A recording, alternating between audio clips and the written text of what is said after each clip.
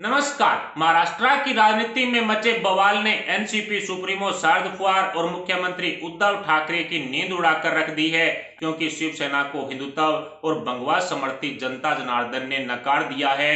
कोल्हापुर उत्तर विधानसभा seat पर हुए उपचुनाव के नतीजों ने साबित कर दिया है कि शिवसेना का वोट बैंक बीजेपी की तरफ मुड़ चुका है और उद्धव ठाकरे के हाथ खाली रहते हुए साफ साफ दिखाई पड़ रहे हैं। हालांकि कांग्रेस उम्मीदवार ने कोल्हापुर उत्तर विधानसभा सीट पर जीत दर्ज की है, लेकिन वोटों का गणित उद्धव ठाकरे को भली भांति समझा रहा है कि शिव सैनिकों ने शिवसेना का साथ छोड़ दिया है और पिछले 25 सालों से 75,000 से ज्यादा वोट लेने वाले शिवसेना उम्मीदवार के मुकाबले इस उपचुनाव में कोल्हापुर उत्तर सीट पर शिवसेना को सिर्फ 5,000 से भी कम वोट मिले हैं। ऐसे में शिवसेना प्रमुख उद्धव ठाकरे के पैरों तले से जमीन खिसकी हुई है।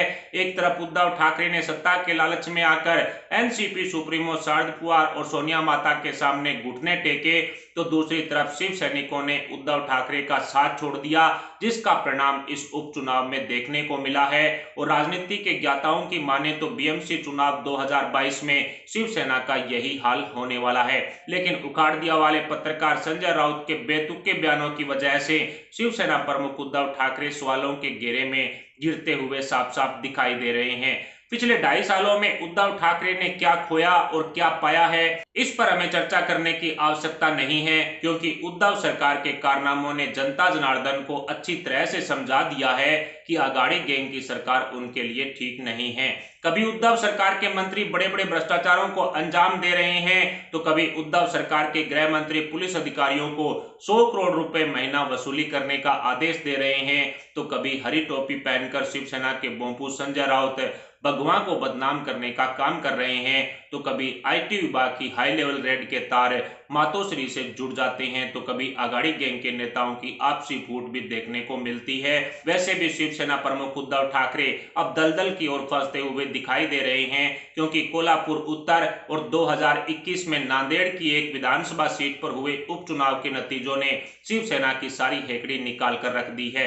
शिवसेना का वोटर सब बीजेपी की तरफ शिफ्ट होता हुआ उद्धव ठाकरे को साफ साफ दिखाई दे रहा है, लेकिन सत्ता के लालच में उखाड़ दिया वाले पत्रकार और शिवसेना के बोंपू संजय राउत ने उद्धव ठाकरे की आंखों पर सीएम गद्दी का चश्मा चढ़ा दिया है, जो शिवसेना को ले डूबेगा और इसके भयंकर परिणाम बीएमसी चुनाव 2022 में देखने को मिल सकते हैं। एक तरफ भारतीय जनता पार्टी महाराष्ट्र की राजनीति में उद्धव ठाकरे को रिप्लेस कर एमएनएस प्रमुख राज ठाकरे को हिंदुत्व का मजबूत चेहरा बनाने के लिए एड़ी चोटी का जोर लगा रही है, तो दूसरी तरफ कांग्रेस उद्धव ठाकरे को हटाकर एनसीपी सुप्रीमो शरद पवार को सीएम गद्दी सौंपने की फिराक में है। ऐसे में कहना गलत नहीं होगा कि शिवसेना की घेराबंदी हो चुकी है और शिवसेना का दी एंड करने के लिए विपक्ष के साथ साथ महाविकास अघाड़ी गठबंधन में सहयोगी पार्टी कांग्रेस और एनसीपी ने कमर कस ली है। पिछले बीएमसी चुनाव में शिवसेना को 84 सीटों पर जीत हासिल हुई, तो भारतीय जनता पार्टी ने 82 सीटों पर कमल खिलाया था, लेकिन बीजेपी शिवसेना का गठबंधन होने की वजह से